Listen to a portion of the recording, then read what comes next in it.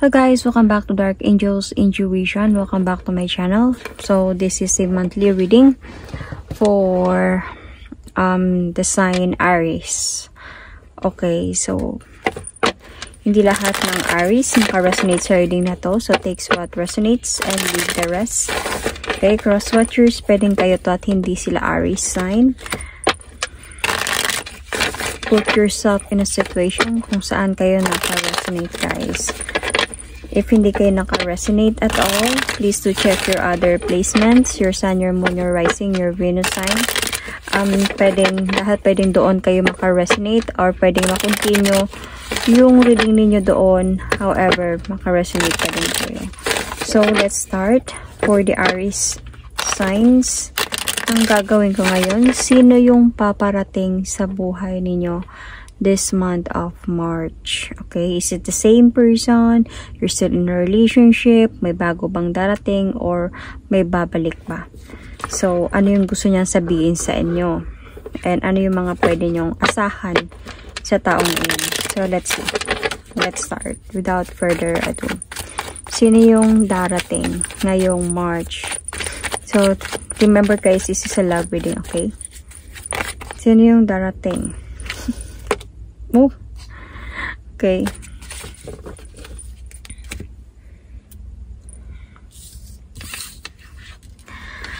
Okay, Aries sign. Ang darating ngayong March is, could be a Scorpio. Could be a Libra, Gemini, Aquarius. Could be the same, Aries, Sagittarius, Leo. Or could be this is you. Okay, Aries. Could be a Pisces.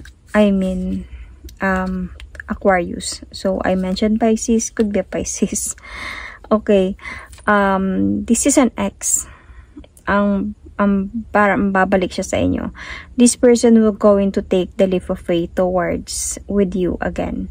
Actually, this person is already planning about this. Plano niya nang bumalik sa'yo. This person will going to move forward towards with you. Meron na siyang plan about it. This is a wish fulfillment for this person. I think you are in separation. So you are in a separation, or baka you are engaged or you are married, and or could be nasa pagbabalik niya, gusto niya talaga na ikaw na yung makasama niya talaga to offer you this engagement or marriage or celebration.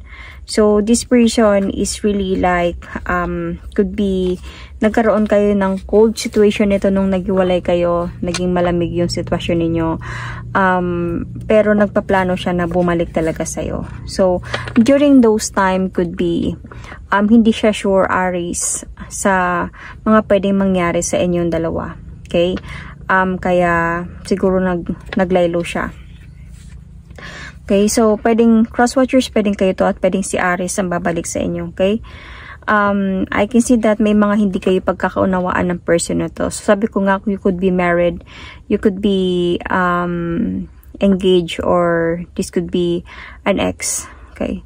Just an ex-boyfriend, girlfriend. So,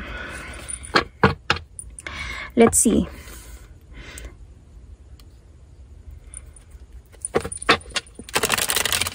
Bakit siya babalik?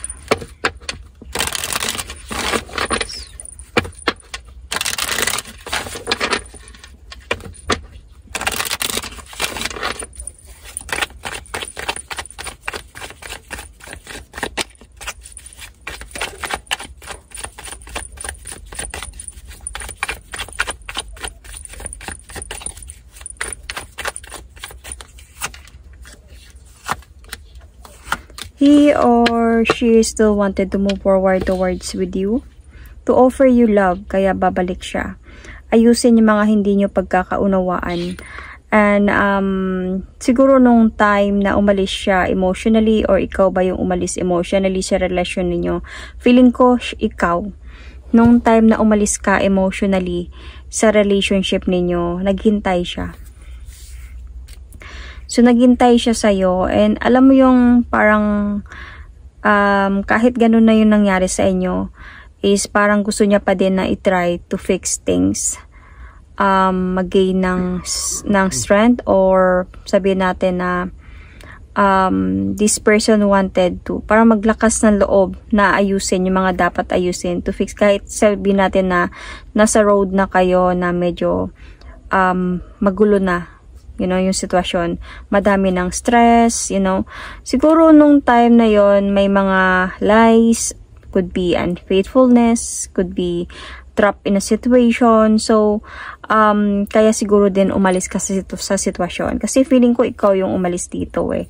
Naghintay siya ng pagkakataon, could be na pwede kanyang balikan, or it's either, if this is a woman, naghintay siya sa'yo na bumalik ka. Okay, so takes what resonates. Sabi ko nga, make it a vice versa kung saan kayo naka-resonate.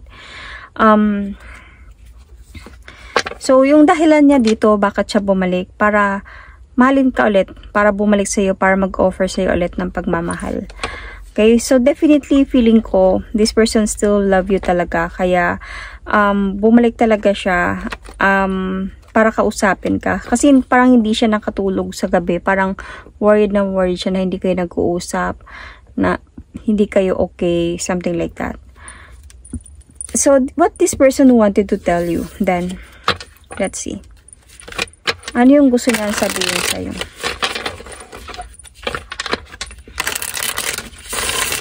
This is an oracle card. This is the Hidden Truth oracle card. So, ano yung gusto niya sabihin sa'yo, Aries? You could be definitely dealing with the Cancer, Scorpio, Pisces. Ha? Diba? Sabi ko sa'yo, hindi siya nakakatulog sa gabi sa kakaisip sa'yo.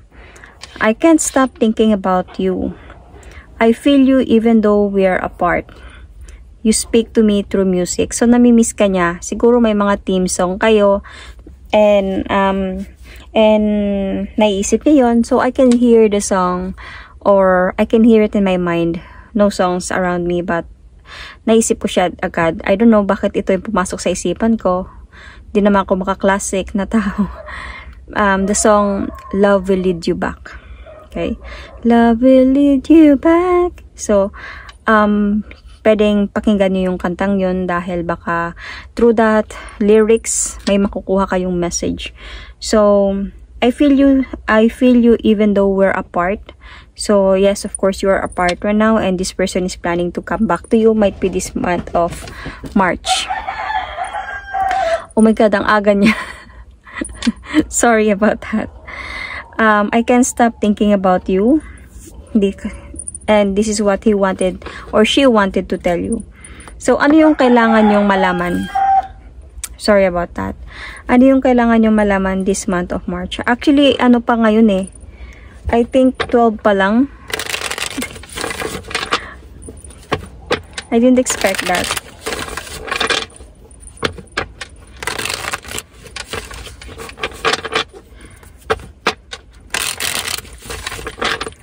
So, ano yung kailangan yung malaman sa connection na meron kayo nito? Sa pagbabalik niya ngayong March. Aries. March is an Aries month as well. Starting from March 21, if I'm not mistaken.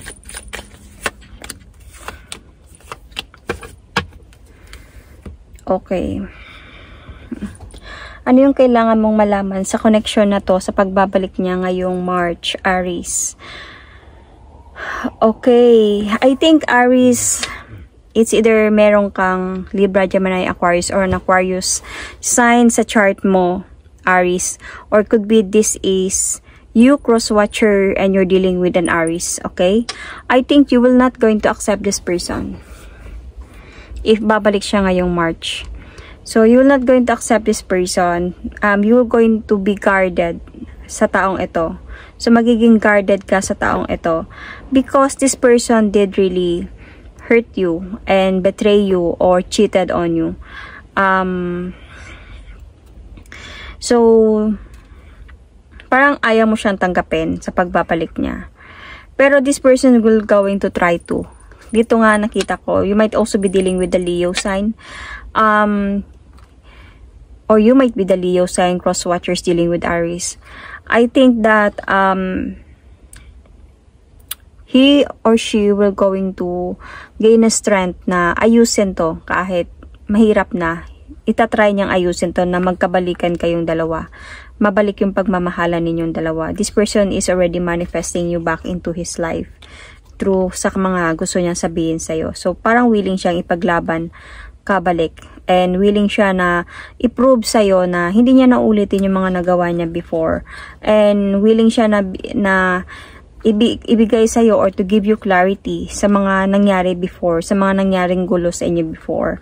Madami din nata kayong pinagdaanan nito, so parang gusto niya na, parang ayaw niya na ng bago or ayaw niya na ng iba. Or parang sabihin na natin kung may nangyari mang kalokohan, niloko ka man nito, so parang na-realize niya na ikaw pa din. At wala nang iba. You know, parang ikaw pa din yung balik-balikan niya. Ikaw pa din yung gusto niyang bumalik. Kasi parang kahit anong mangyari, parang feeling niya connected pa din siya sa'yo, na bumabalik pa din talaga siya sa'yo. But this time parang you don't want to accept this person anymore. Okay, so if you're the cross-watchers dealing with Aries, so might be you, cross-watcher, don't want to accept Aries anymore. So, ganun lang yun, vice versa. So, this is what you need to know this month of March sa pwedeng mangyari sa connection ninyo. Okay, sa pagbabalik niya. So, parang andun ka sa point na kung hindi siya nakakatulog sa kakaisip sa'yo, sa mga ginagawa niya sa'yo, ikaw hindi ka din nakakatulog sa kakaisip nung bumalik siya, or nung mga bago pa lang kayo naghiwalay. Parang na-stress ka sa mga nagawa niya sa'yo, sa mga pangako niya na hindi naman natupad. Kaya you wanted to end the cycle already, to have a changes in your life na, you know. So, let's see kung ano yung oracle, meron pala isa. Ano yung oracle romance, angel romance oracle card.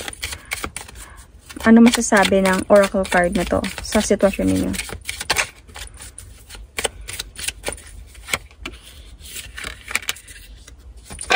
I think you really need to talk. Heart-to-heart conversations. Honestly discuss your feelings with each other. So, I think you need to talk. I think that, siguro, ando sa point that kailangan mo din pakinggan yung side niya this time. Bigyan mo siya ng chance na pakinggan siya. Kung ano man yung side niya, para pakinggan niya din yung side mo kung bakit hindi ka na pumapayag. Parang ganun. So, malayin mo sa pag-uusap ninyong dalawa is like, maayos pa kayong dalawa. So, you need to have a heart-to-heart conversation here.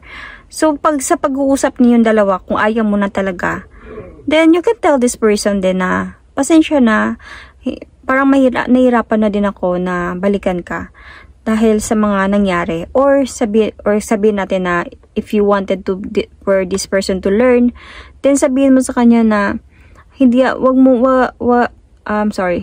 mo na ako basta-basta natatanggap ng kahit na ano galing sa'yo, or even hindi mo na kita tatanggapin sa buhay mo, ay sa buhay ko dahil sa mga nangyari. Bigyan mo lang ako ng space.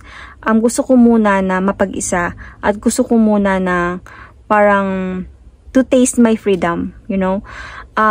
Okay pa ako sa ganito, hayaan mo muna ako. Then, para maintindihan niya, para andun sa point na ma-realize niya din yung mga pagkakamali niya sa'yo. And para makita mo din na kung kaya ba niyang i-prove yung pagmamahal niya sa'yo sa mga sinabi mo na hindi mo na. So kung ipupush niya talaga yung sarili niya dahil gusto niya talagang bumalik sa'yo, kung totoo na talaga siya sa'yo, hindi siya give up. Even if you were going to push this person, or even if you're going to tell this person that ayoko muna. Kasi parang napagod ako sa'yo, sa mga nangyari before, sana intindihin mo ako. nasaktan ako ng sobra, naghintay din ako. Halos hindi ako makatulog sa gabi sa mga nagawa mo sa akin. So, hindi muna, ayoko muna. Hayaan mo muna ako sa freedom ko. Parang ganon, if ever. Para maintindihan niya and ma-realize niya na yung pagkakamali niya, na sobra kang naapektuhan din sa mga magkakamali na ginawa niya. So, and through that, pwedeng if he or she really love you, she or he will not going to give up on you.